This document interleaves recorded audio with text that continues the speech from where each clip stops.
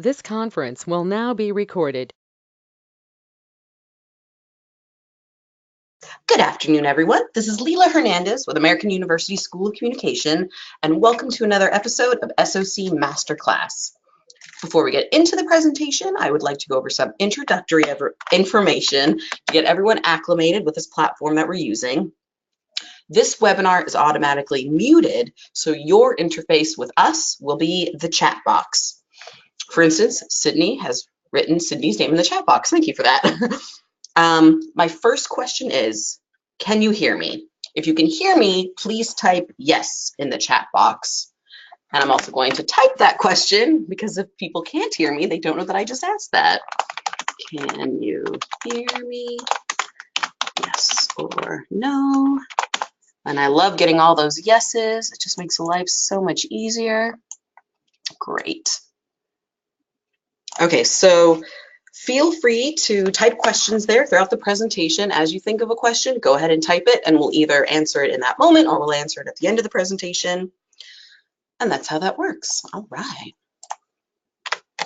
Again, my name is Leila, and not only do I work at the School of Communication, or SOC for short, but I'm also an alum. I received my master's degree from SOC in 2010, so I'm happy to speak to you both as a staff member and as a proud alum. And today I am honored to be joined by Professor Bill Gentile, a full-time professor of film and media arts at SOC.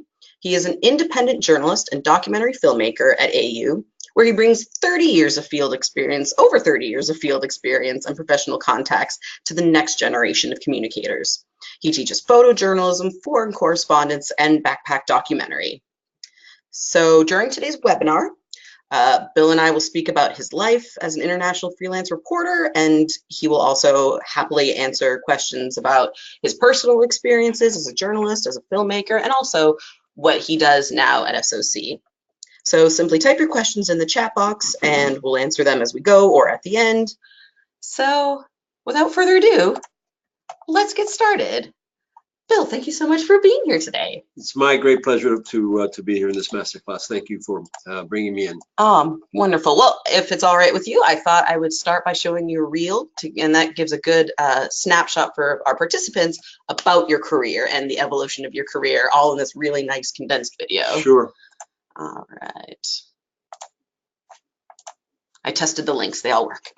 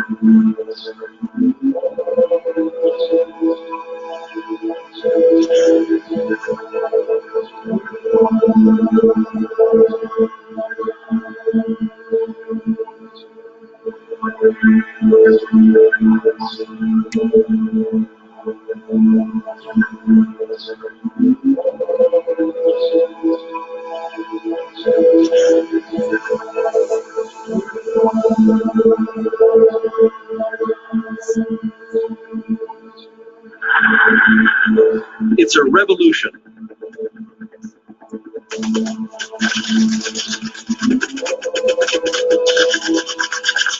An extraordinary juncture in the history of mankind, technology, and communication.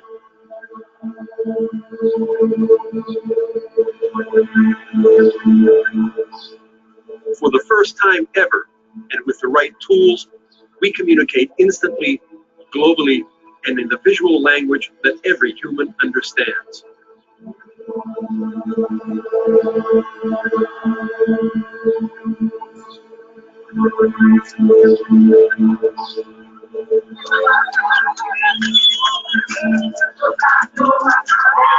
You too can take part if you know how to speak the visual storytelling language. How love it!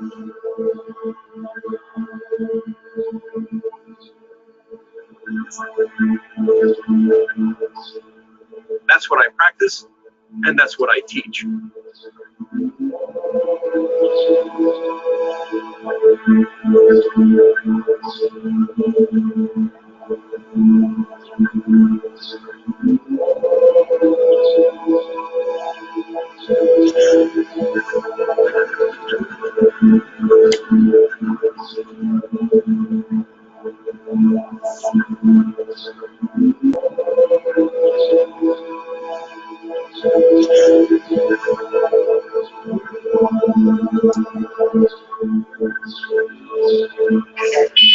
So don't just watch the world drive by.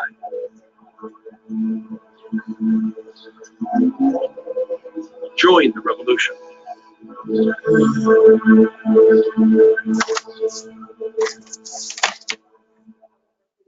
Bill, that gives me chills every time I see it.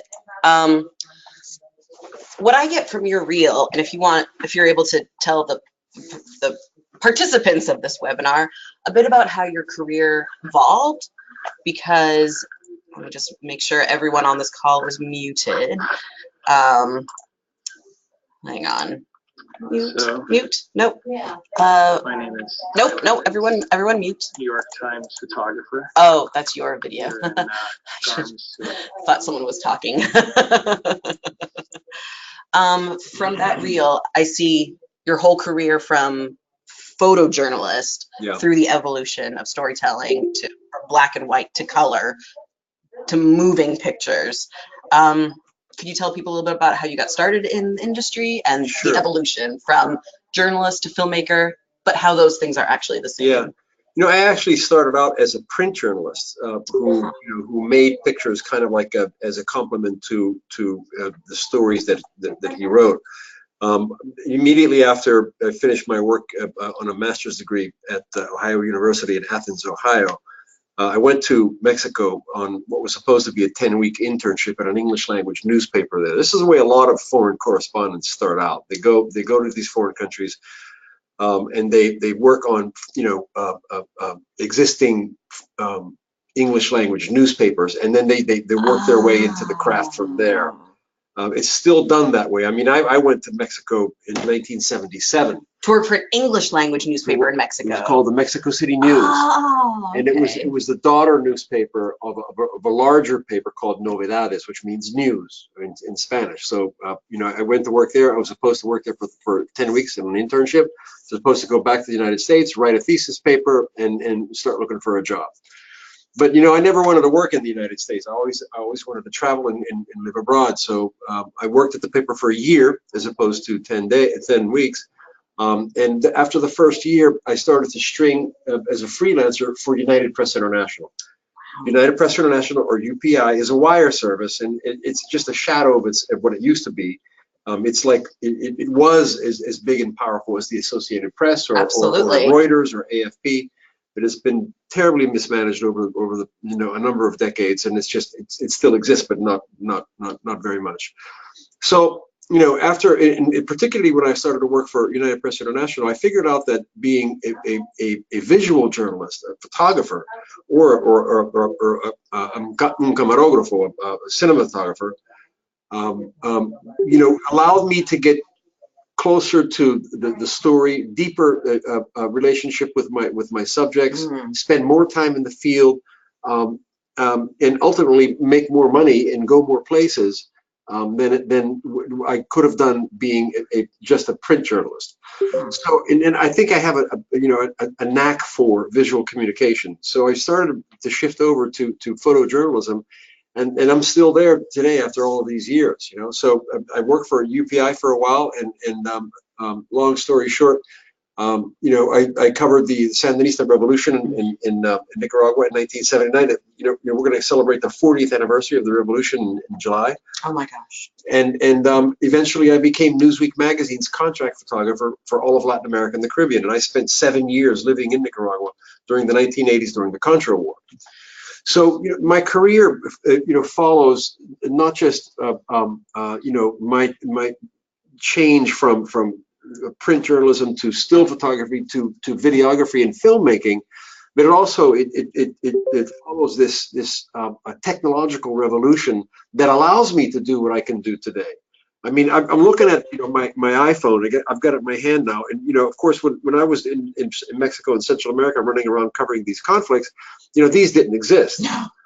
But now, you know, instead of me, you know, lugging around an entire dark room from story to story, from hotel to hotel, from, you know, El Salvador to Managua to Buenos Aires or whatever, you know, now I've got everything in a cell phone, and I can actually make movies with this thing. I was in the Ecuador and Amazon a couple of years ago, and I made a film that you can find on Univision now. It's called Cuando el Bosque Llora, when the forest weeps, and I did it all with my iPhone. You know, you put it in your shirt pocket, and that's it. That's your office. That's your gear. That's your, you know, that's what you produce with.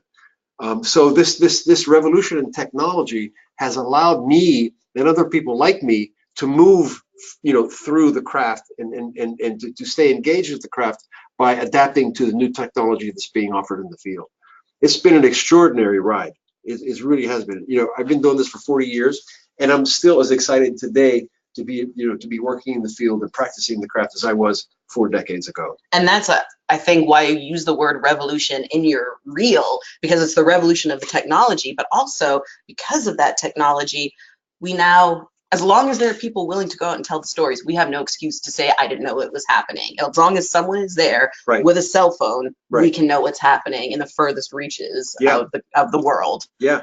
Even when you know, in situations like the civil war in Syria, you know, or you know, anything that's going on in countries where it's difficult to get guys like me, you know, Western journalists, into the country. Sometimes you're banned from the country. You can't get a visa to get into the country. Sometimes it's so violent, and there's so much violence going on, kidnappings and so forth. You know, right now there are probably 20 Western journalists being held in Syria by people who we don't even know where they are. You know, for trying to do their work. So when that happens, people who are there, citizen journalists who do have cell phones, and many of them do, they contribute to you know, coverage of their own countries. And this is an extraordinary evolution or revolution in not just the technology, but in the field of communication. Because for the first time, you know, you've got housewives, you have students, you have laborers, you have people with a cell phone and access to the internet. They can put the stuff online, and organizations like the Associated Press, like Reuters, like Al Jazeera especially, and they've done this in the past, they can, you know, they can gather up this information and use it to try to put together a picture of what's happening in these countries where they can't send correspondence because it's too dangerous. So, you know, you're right.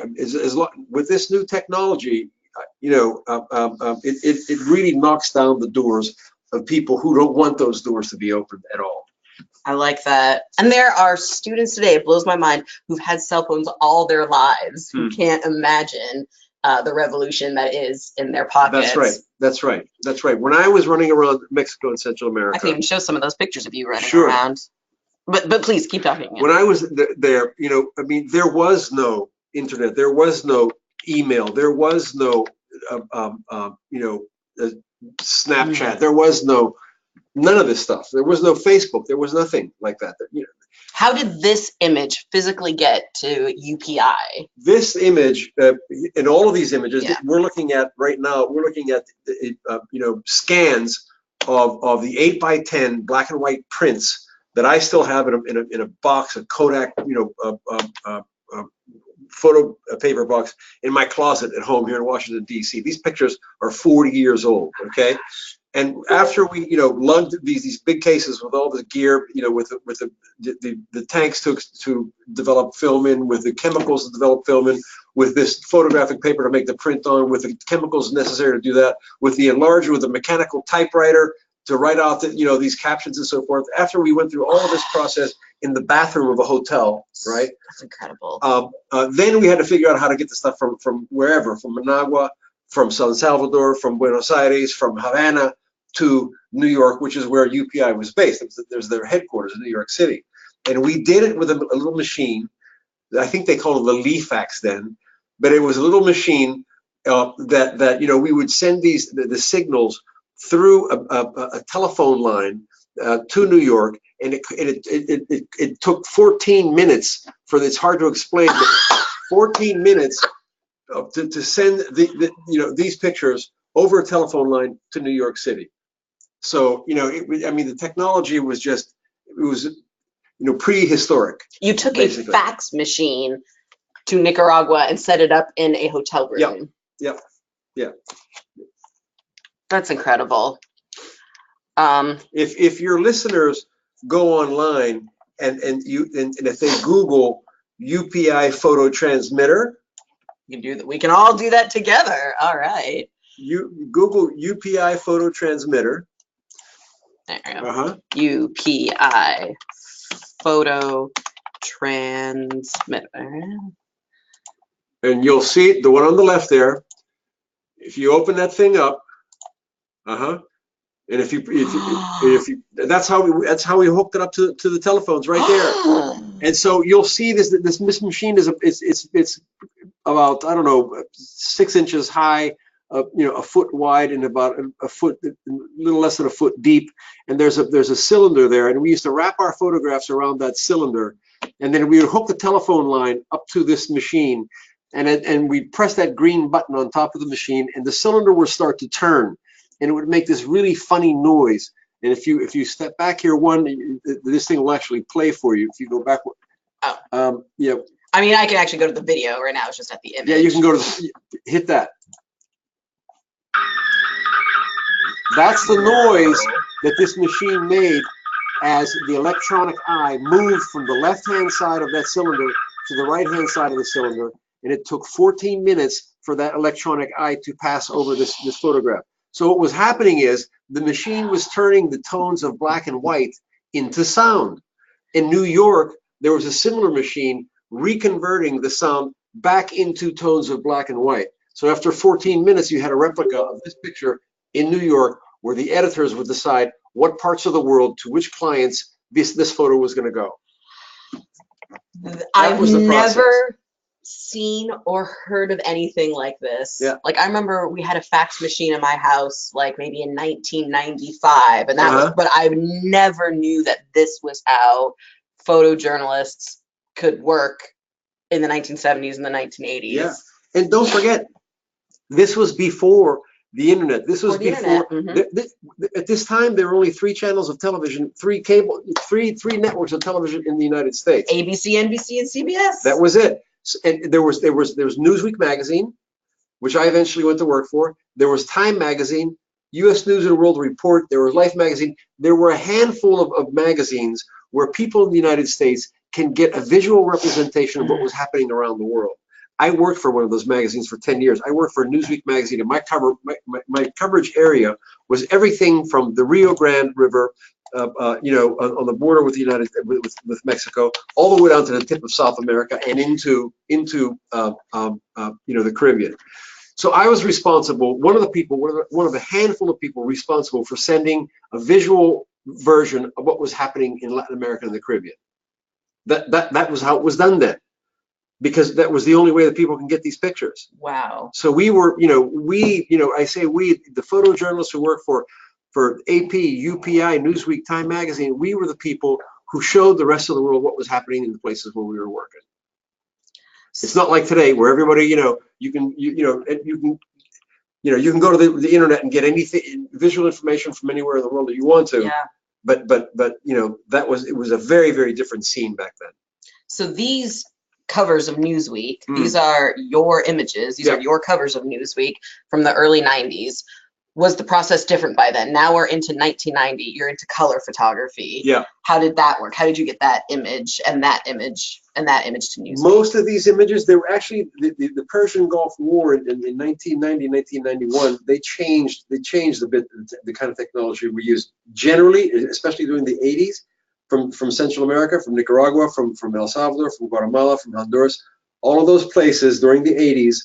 I had to ship my rolls of film to the United States. I used to have to go to the airport in Managua, get up at about 5:30 in the morning, make it to the airport around 6:30, look for somebody, a flight attendant, a pilot, a passenger, who would take a bag of rolls of film, 15 rolls, 20 rolls, 30 rolls of film. You can't open this stuff up. You can't open the canister up, because if you crack that canister, it kills the film, right? So here's me going to the airport and going saying, to strangers? To strangers. Asking strangers. Strangers. Can you take this for me? I promise someone of you in the airport to pick it up a courier, and they'll take it from you and put it on another plane to New York City, where another courier will pick it up, jump in a cab, go to Manhattan, and go up the 10 floors to the Newsweek, laboratory, dump the stuff there so that they can develop it and decide what they're going to put in the magazine. And Newsweek magazine doesn't care if you were on your way to the airport and you had 3 flat tires, if your alarm didn't go off, if you had a head-on collision. They didn't care. All they wanted to know is the stuff on the plane? Is it going to arrive so our courier can pick it up? Because if it doesn't arrive on time, and this is one of the reasons why I'm pretty strict with my students on deadlines. Deadlines means if your stuff doesn't get there on time, it's dead. If my pictures didn't get to New York on time to make the magazine when it closed on Friday night, it was dead. Because it would be old news by next week. Because they couldn't make it into the magazine. The magazine printed on Saturdays. They printed it in New Jersey. So if the stuff doesn't get here by Friday night, we can't get into the magazine. So the logistics were a tremendous part of what we did. In the Persian Gulf War in 1990, 1991, there was a new technology. All of a sudden, someone came out with a computer that could scan color negatives. It could scan color negatives, and we would rent a satellite so that the computer can scan the color negatives and bounce a signal off the satellite directly into Newsweek magazine's office in Manhattan, in New York. So that was a big but very, very expensive venture. That meant that we can get stuff to New York, not through flying it from Saudi Arabia, which is where the troop buildup was. Flying it from there, with a connection in London or wherever, and then it goes to New York, and someone has to go to JFK to pick up the film and so forth. I mean, it was another part of the revolution in technology that helped us do our job. There's silence because I'm just the FAA would never in a million years today allow you to hand a bag of film to a stranger, and a stranger just to take it and then to hand it to someone else. You'd be arrested even for trying to do that. You'd be in jail. So and no one would do it. I mean, no one would. They would look at you like you're out of your mind. Well, they would think you're smuggling drugs. Yeah. If a stranger told me to take this to a courier, I'd be like, yeah, are you crazy? Or you want to blow up the plane. Right. Yeah. Bill, this is fantastic. So it's a different age now, but it still comes back to how do you get to these places? How do you make these pictures? Some of these pictures, it's just straight reporting. There's nothing too artsy and nothing too, it's just you're there with a camera, you make the picture. Yeah. But what does it take to actually get here? What does it take to actually win these people's confidence to get you in these situations to make these pictures? Some of these pictures you can do with an automatic camera. Just point the thing. It focuses for you. It'll expose for you. It won't compose for you, but it'll do some of the hard work for you.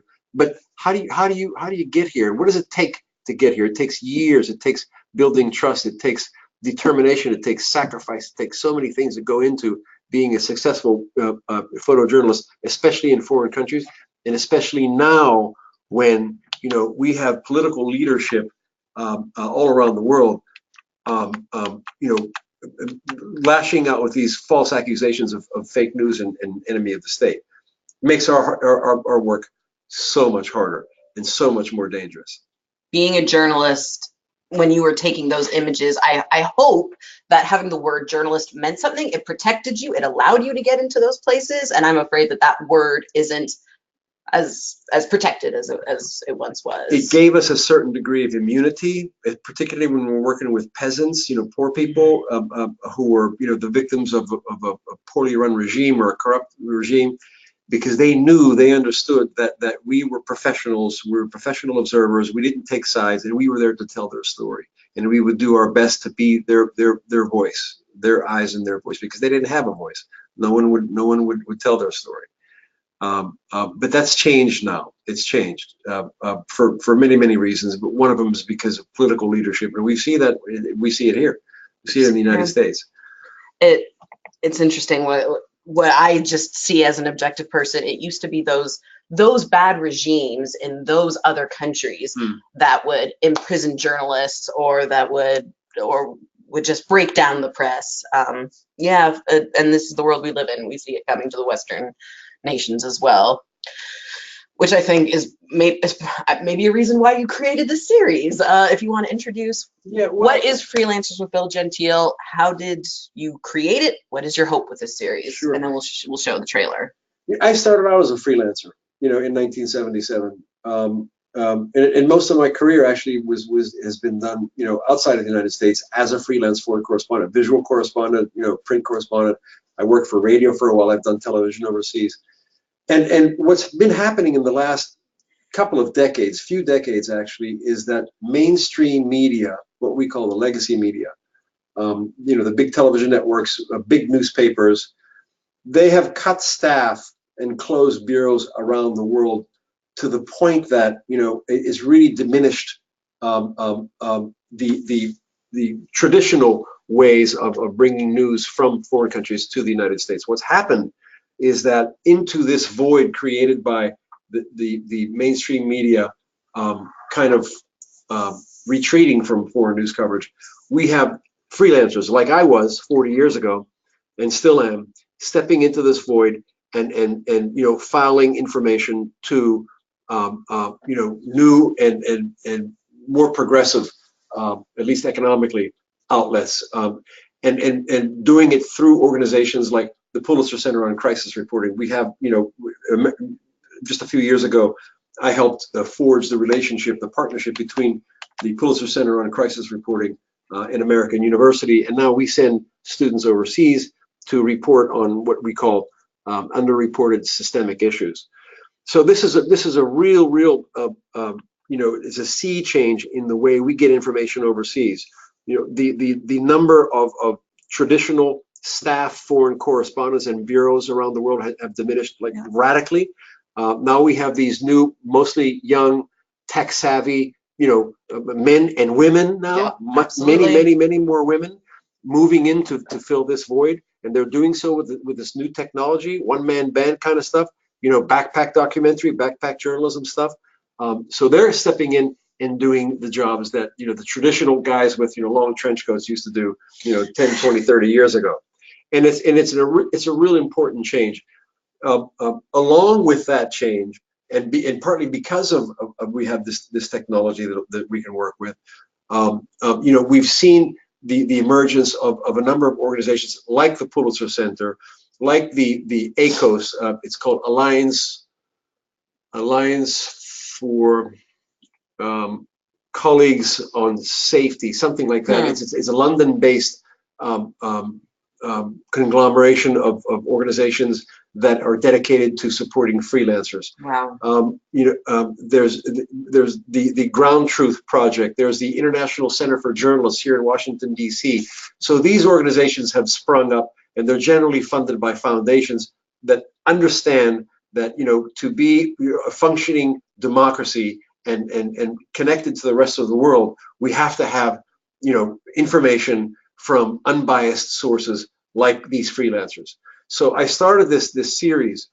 I took a graduate student, Matt Cipollone, and I went to, instead of going to Myrtle Beach for spring break in 2017, we went to Mexico and spent 10 days there on the border and in Mexico City and in the really dangerous state of Guerrero, and doing the pilot for what I hope will be a documentary series on freelancers. It's fascinating because I hope some of the people who are listening to this podcast are paying attention here, because it's you may be one of the people who decide that you want to live a lifestyle of meaning and purpose. You may want to live outside the United States. You may want to be part of the first draft of history with your work, which is journalism. And this is what I teach at American University. I have a foreign correspondence course. I teach photojournalism and social documentary. I teach backpack journalism. And this is what I help to do, is to build the bridge between students who want to live similar lifestyles and want to have a job like this, have a career like this. I shouldn't use the word job because I've never had, I don't have a job. I have a career. It's a lifestyle. I have a lifestyle. It's a calling. It's a calling. It's a calling. So, what I'm trying to do with this series is to explain who these people are and how we get information from them from where they live and work to, you know, the front page of the New York Times or the Washington Post, to our internet, you know, websites here, to our iPhones or whatever we're using to get information, look at information that comes from abroad. It's really, really important that we understand how information gets to us, so we can, you know, use critical thinking to figure out, wait a minute, this stuff doesn't sound right to me, or this sounds like right on to me. You know, how many people have any idea who the people are who said this stuff to us? Very, very few. And they should have an idea. And I want people to have an idea, to know who these people are, who these freelancers are, the stuff that they have to sacrifice, the work they have to invest in getting this information from wherever they are to our living rooms and our dining rooms. I want people to understand how that process works, and I want people to be aware that this is a possible, you know, career path for them. This lifestyle is possible. It's within reach. And it's needed. Without people doing this international freelance reporting, all we have is propaganda. All we have is spin. If you can't get the journalists to tell the stories, and democracy dies. And democracy dies. Democracy dies in the dark. All right, I want to watch the trailer. Sure.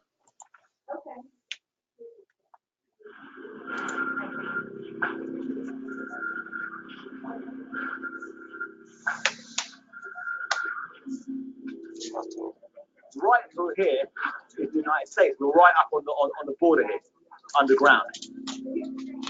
There's a bunch of vehicles right behind where the camera is. They look like they might have some merchandise, I mean drugs in the cars. To make it in this career, you have to work your ass off. Fireworks exploded and killed how many people? 42. Freelancers. They do it for meaning and purpose, despite hardship and risk. They do it because they can't not do it. I'm Bill Gentile, and I've come back to Mexico, where I began as a freelance journalist 40 years ago. But that was before this country slipped into a drug war that's cost tens of thousands of lives. This global series takes you around the world to see how and why freelance journalists do what they do. You could be killed any day. And what they get for it. Yeah. The world. I want people to think of me as someone who does very human stories. They are real people with basically the same human experience. Freelancers explains what journalists really do, and it's not fake news. Join us.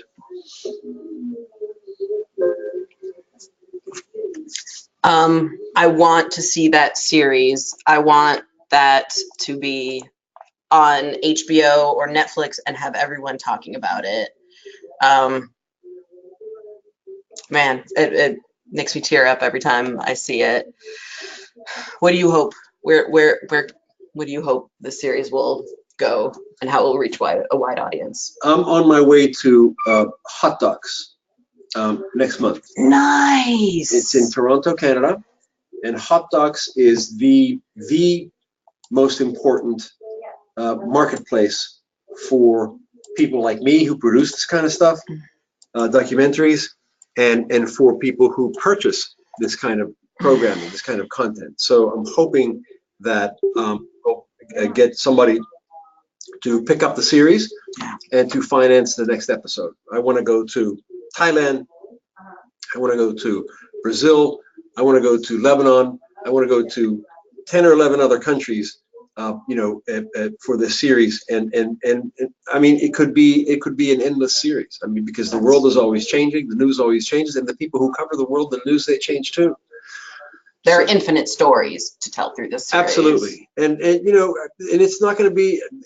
I don't want this to be a bang bang series about the world's bravest foreign correspondents. That's not what this is about. This is about learning through the eyes and the experience of these young, mostly Westerners, but also we're focusing on the fixers, the unsung heroes of foreign correspondents in those countries.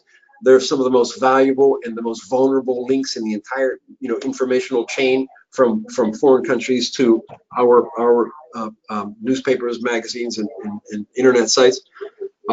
They are the unsung heroes, and we're including them in the series as well.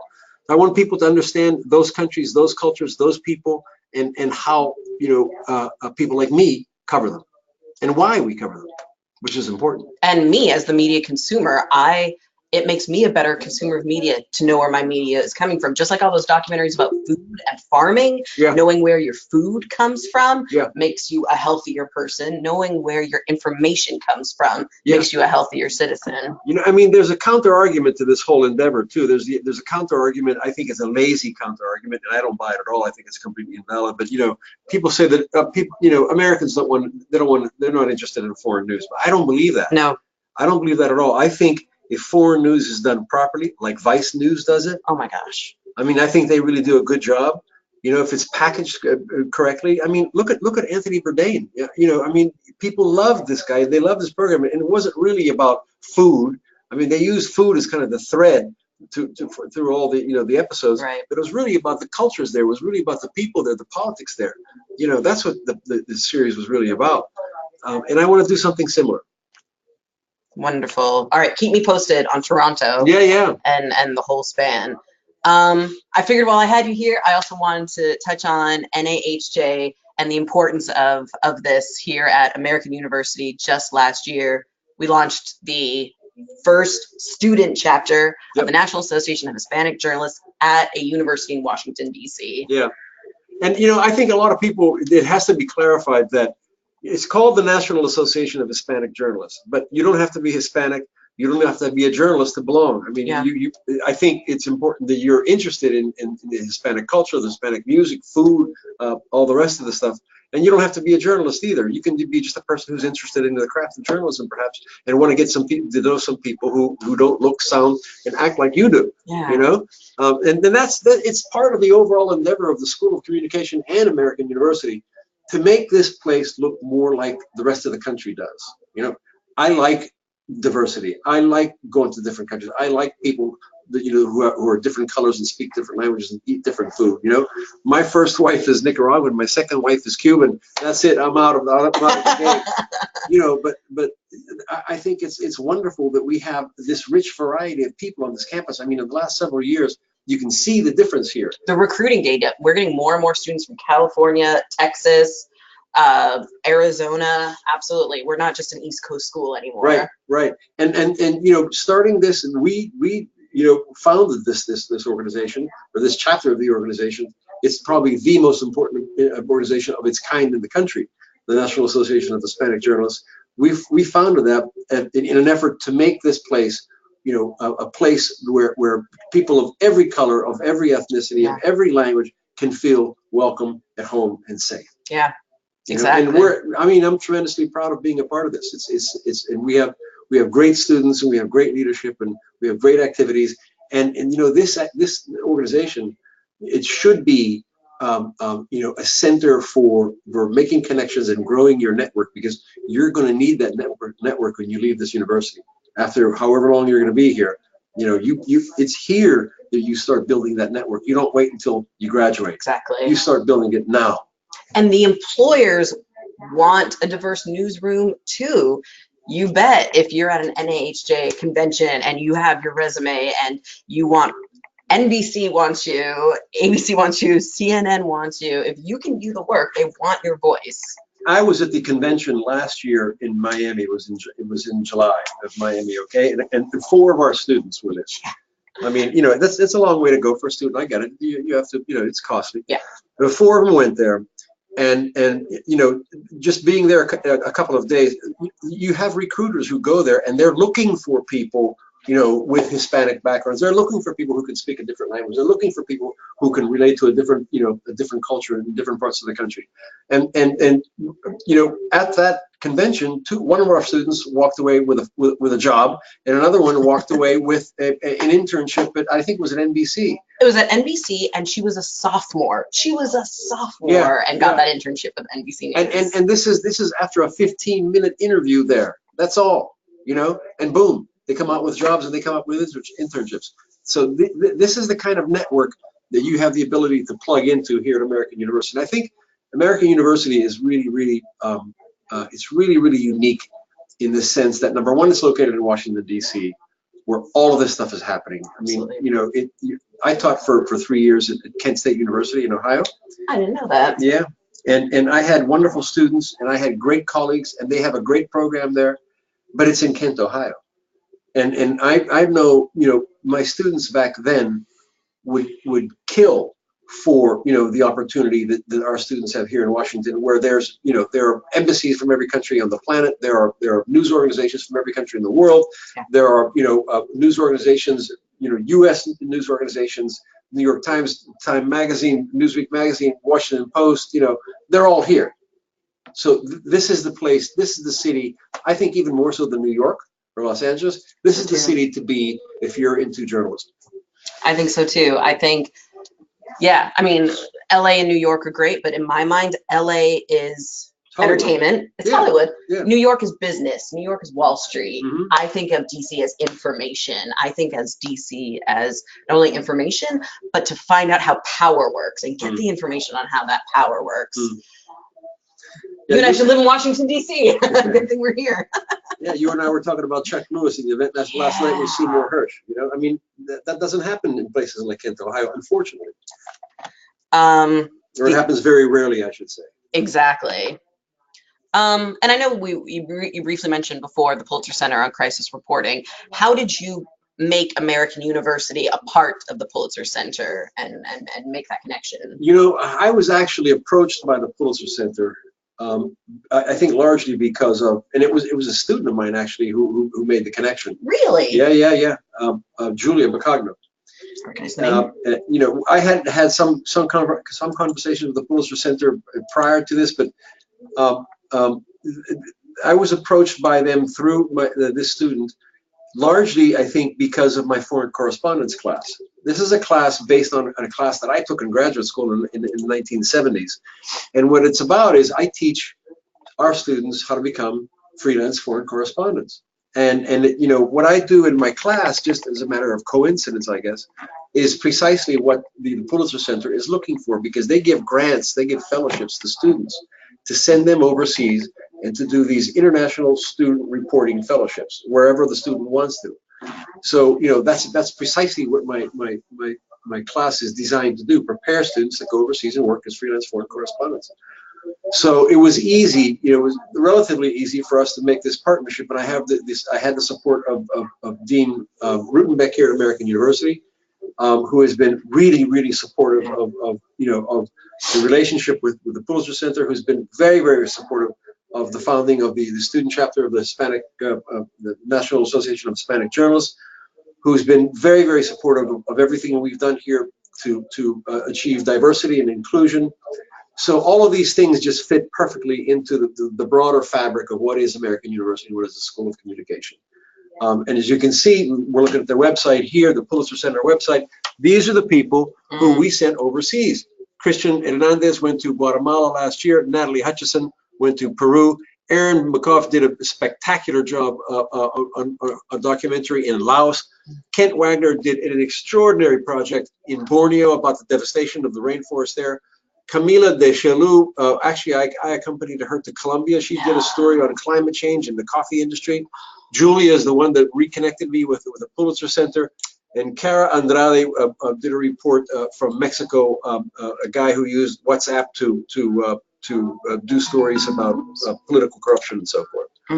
So, you know, we've helped those students not just go overseas and do their reporting projects, but we've helped these students make connections that they will enjoy for the rest of their lives. The Pulitzer Center on Crisis Reporting has a network of journalists all around the world. They're some of the smartest, most dynamic, most productive journalists on the planet. And these people, these winners of these fellowships, these 7 winners here, are now part of that network. It's just, I can't emphasize how important this is for their lives and for their careers and for their future. And right now, people have a couple more days, current students have a couple more days to fill out the application for the Pulitzer Center International Reporting Student Fellowship. And I know people are applying to you, they're sending their application to you, but we have that on our website. But the Pulitzer also also prepares these people for their reporting. They'll do a safety check with them and make sure that they have all their safety information and contacts and are prepared for this endeavor. They'll oversee. They'll be in touch with these folks when they go overseas. They'll when upon their return, they'll help disseminate their work that they do. So it's like, from beginning to end through the entire process, they'll work with our students and make sure that everything turns out the way they want it to turn out. And again, once you're a member of this club, if you will, you have connections that you can contact for the rest of your life, for the rest of your professional life. It's I urge students to really go after this, and even if they don't get the fellowship, just the process of applying for these things is very, very valuable, because you'll be applying for grants, you'll be applying for fellowships, you'll be applying for funds probably for much of your career, and it becomes, the more you do it, the better you get at it. Yeah. And the great thing is that so many students can apply for it. You have undergrads as well as grad students. You have journalism students, you have film students. So you're not even, this isn't just for one kind of student and one kind of program. I think that's another great thing about it. I have a lot of people coming from the School of International Service who apply for these things, so it's just a great opportunity that I encourage all students to really go after. And I understand students are busy, they've got a million things going on, but it's not that hard of a task to fill out the application and to have this opportunity, to know that you're also there to guide them through this opportunity of a lifetime. If any participants have questions for Bill about being a freelance journalist, about the classes that he teaches, about anything, please feel free to type it in the chat box. And while they're typing their questions, I'm going to ask a question. My partner, Eric, who you've met many times, he asked me, when we left your event on freelancers and we were in the car on the way home, he said, he wants to know, how does it work? How do people literally afford, how do journalists, the freelance journalists, how do they fund these things? How do they pay for their food? How do they pay their cell phone bill? How do you literally, or how do students and your experience, how did you pay the bills while you did this? How did the finances and economics of this lifestyle career work? I have the great luxury of having a job at this university, and that's my primary source of, that's the anchor for my lifestyle, for what I do, for me and my wife. But this trip was, and the production of this thing, I mean, I didn't get paid a nickel for this piece, and I've been working on this thing for 2 years now. Having said that, the graduate student that I took to Mexico, and he worked for free in Mexico, right? Just for the opportunity. And you do this stuff once in a while. I've done it, many times, just to have an opportunity to get out there and do some interesting work. But I did pay Matt for the editing of the piece, which he used that was his graduate thesis project, the editing of the documentary. And this is a multi-talented guy, just an extraordinary young man, who did a great job shooting this thing, and he turned out to be an incredible assistant in every stage of the post-production as well. Just amazing. Matt is probably the most talented guy that I've seen with this kind of work, probably in my 20 years of teaching at university. Wow. Yeah, don't tell him I said that. It'll go straight to his head. But I mean, we conducted an Indiegogo campaign, and I think we pulled in like $24,000, something like that. And I dipped into my own reserves to pay for some of this. But the freelancers themselves, who don't have jobs like me, I prepare them, and advise them to apply for, grants from the Pulitzer Center. There are a lot of other the organizations out there that offer grants. And of course, when you go out there, you want to have contacts already made in this country. Like when I first did this, I did a trip to New York and interviewed with people from NBC and ABC and different newspapers, different magazines. So they knew who I was. Making these contacts before you go is critical Okay, so it's critical. not like you went and got the story and then came back and said, hello, ABC No. News, my name's Bill Gentile, I want to sell you the story. No. What we do in my classes is we research what I call target countries or target regions. You know, I have a student who wants to go to South Africa. Two of them actually in my class. I have a student who wants to go to Argentina.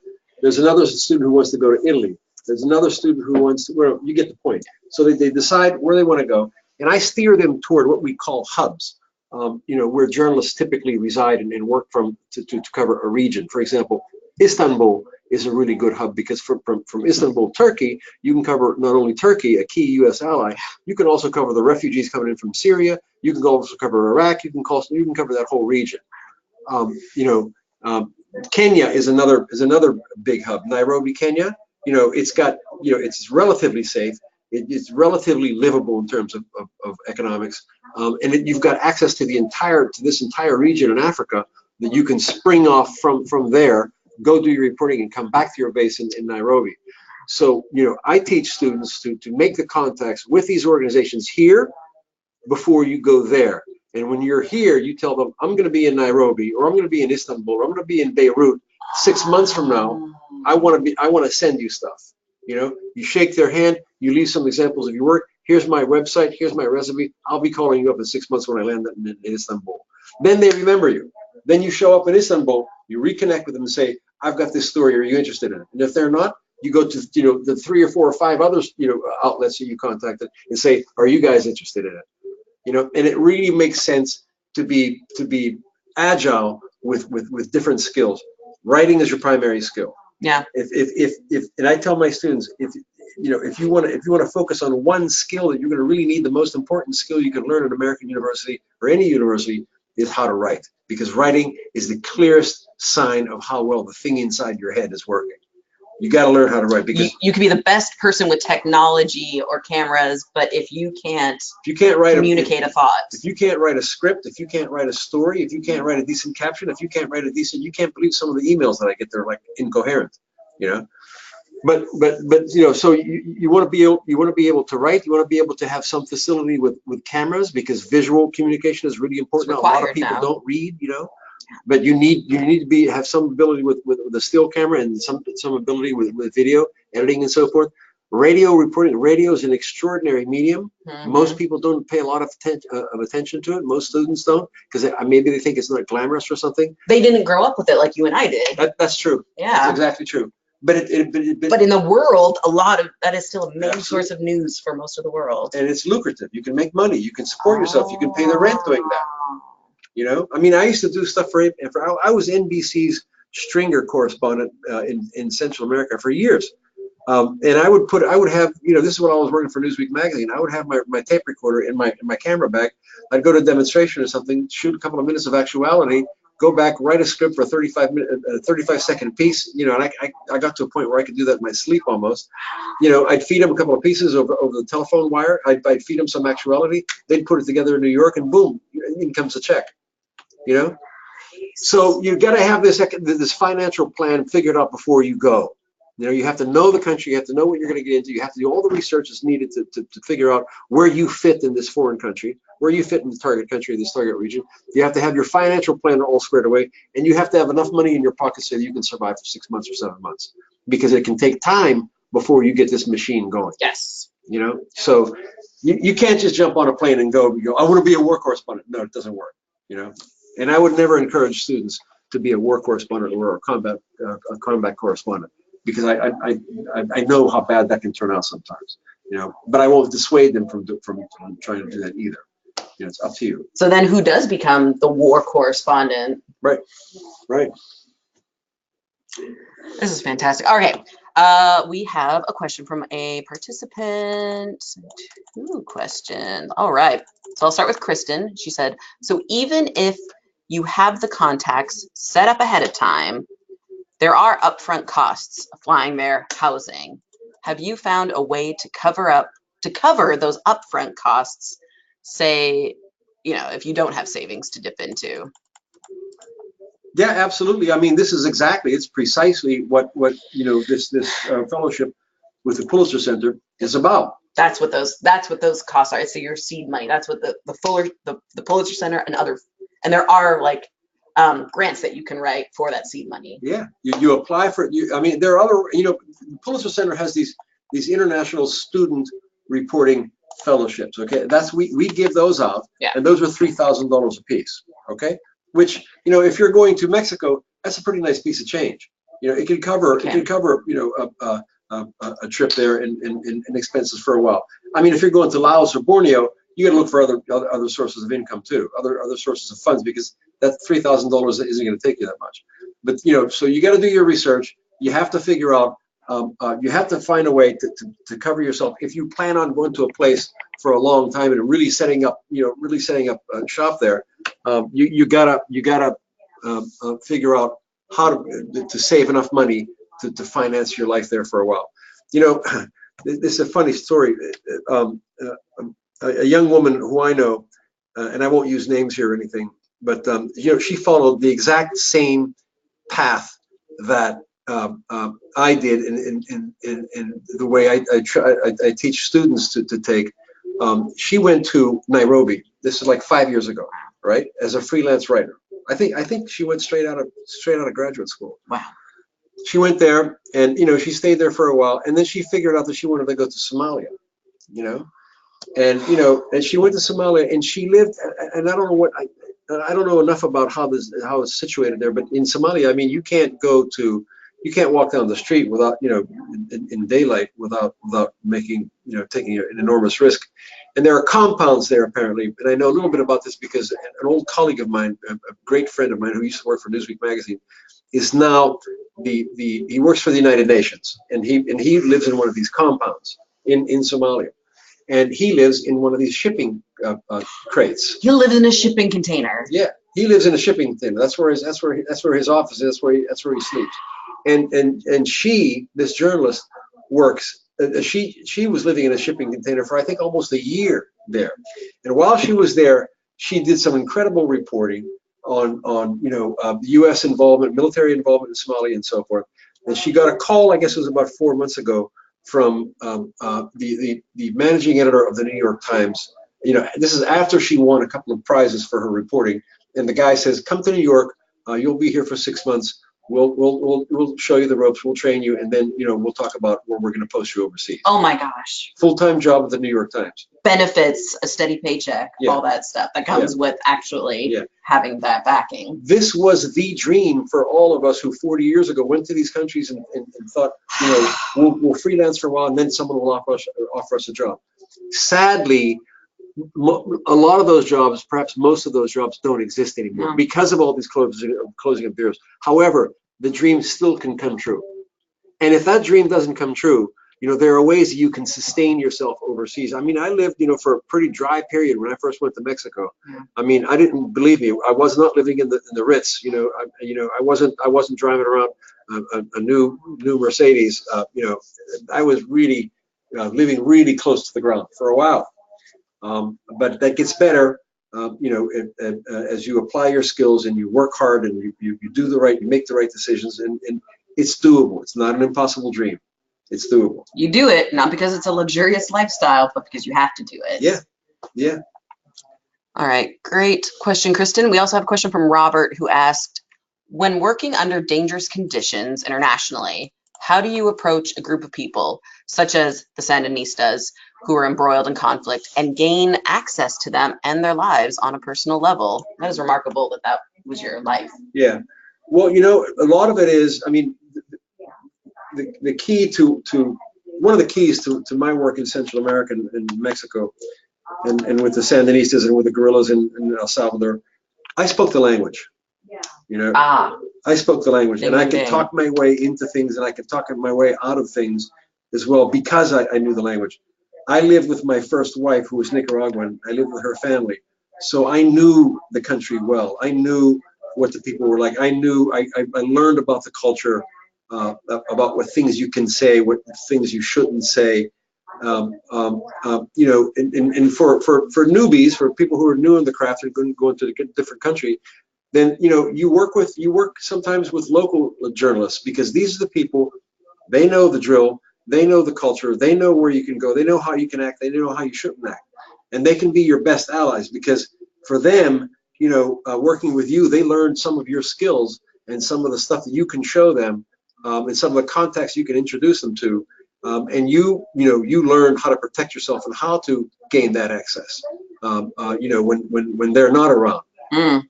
So, the people working on the ground, the fixers, the local journalists, these people are, again, they're some of the most valuable, but also the most vulnerable people in the entire chain of events that runs from these places where you work and live, back to the United States, where the consumers of your products work and live.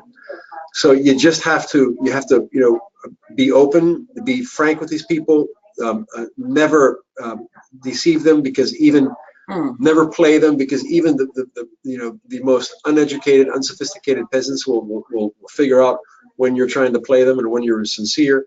And people can read that sincerity, and if you're there with a clean heart and clean intentions, they'll figure that out and they'll help you. Work with the local journalists until you've been there long enough that you are now a local journalist. Yeah. You now know the culture. Yeah.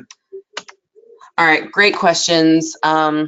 Everyone, wow. Oh, well, we've talked for over an hour and we still have 8 of our attendees still here. Thank you so much for everyone who participated.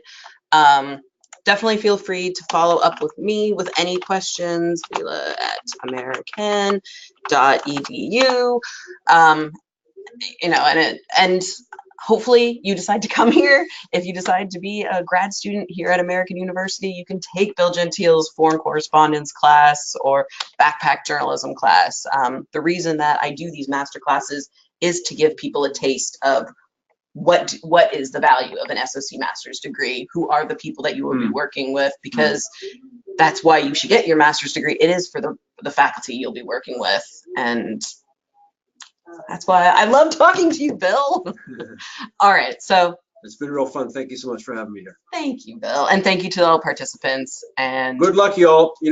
Take your time, make this decision. It's a big decision. Don't rush into it. Yeah. It's a big investment for the rest of your life. If you need to contact me, feel free to do so. It's Bill Gentile at BillGentile.com. Really easy. My name and my name.